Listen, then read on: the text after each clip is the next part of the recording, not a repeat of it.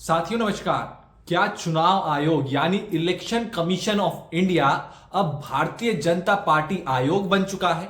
यह सवाल हम नहीं उठा रहे हैं। यह सवाल यूं तो विपक्ष उठाया करता था, लेकिन अब जो तस्वीरें सामने आई हैं, जिस तरीके की अब बातें चल रही हैं, अब इस देश की जनता भी यही सवाल पूछ रही है कि क्या ये इलेक्शन कमीशन ऑफ इंडिया यानी जो चुनाव आयोग है हमारे देश का, वो भारतीय जनता पार्टी आयोग बन गया है?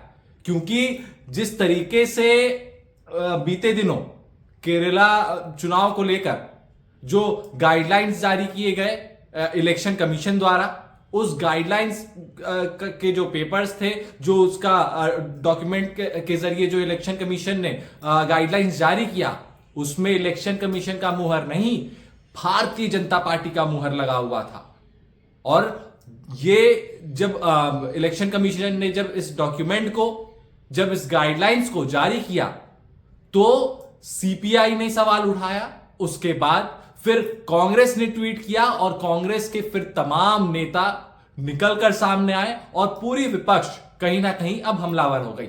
सवाल सबसे बड़ा यहां पर यह हो जाता है कि जो इलेक्शन कमीशन ऑफ इंडिया पर यानी जो चुनाव आयोग पर सवाल ये किए जाते थे कि ये भारतीय जनता पार्टी के पक्षधर हैं और ये केंद्र सरकार को मदद किया करता है चुनाव आयोग, लेकिन उस समय किसी के पास साक्ष्य नहीं हुआ करता था। आखिर किस बेस पे, किस बुनियाद पे विपक्ष अगर ये काउंटर कर रहा है कि चुनाव आयोग भारतीय जनता पार्टी का बी टीम है, अगर ऐसा विपक्ष हमला करता था तो कहीं ना कहीं उसे नकार दिया जाता था। लेकिन अगर ये गलती हुई है, ये एरर है, चुनाव आयोग ने ये साफ कर दिया। जब इस पूरे मामले पर जब बवाल मचा तो इलेक्शन कमीशन का साफ तौर पर कहना था कि ये टेक्निकल एरर है।